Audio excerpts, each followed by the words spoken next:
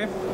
We are here at Photokina 2010 talking to Mike Owen and Peter Yapsley from Canon, the professional marketing team from Canon Europe, and we are going to see talk about some of the new features of the 60D and the G12 that you have recently released. Can you please tell us just a bit about what's new in this camera and what's new features you added into this new model? Absolutely. I mean, the 60D is sort of a numerically a replacement of the 50D. It is designed to sit squarely between the 550D and the 7D in the current product range.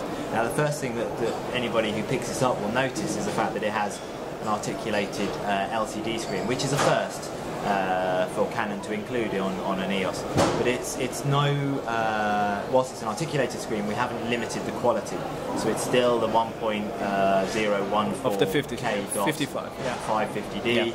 Yeah. So it has the 3.2 aspect ratio screen, so it very closely matches the image sensor. So this is sort of the first thing you will notice. The other major change that you will see is the fact that it has no multi-controller.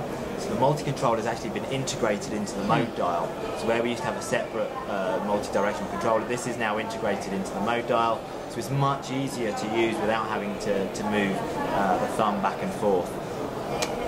The camera itself is powered by the same battery that we use in the 550D and the 7D, so this is leveraging technology across many products, and that will help users who maybe coming and have this as a second body to their 7D.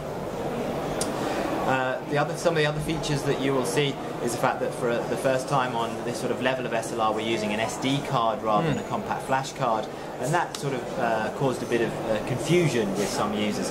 But the speeds, the cost, and the capacities of SD cards has increased so much that we feel that SD card is now very much a valid memory storage format.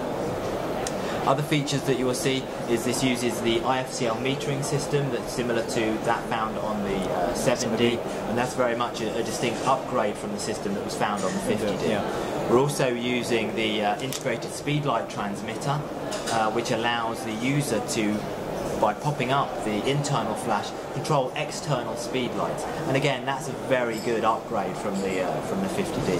So we think that those two items combined will very much give the photographic user the ability to use this in different formats and different ways that they weren't able to do beforehand.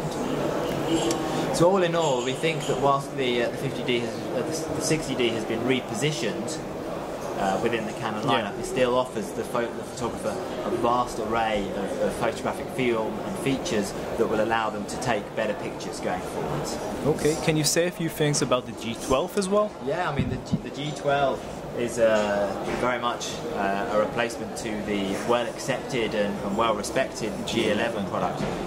This is more of an evolution than a revolution. It maintains the form factor that people are used to using, but what we've tried to do is we've tried to take sort of the image quality that little step further forward and really bring usability to a new range.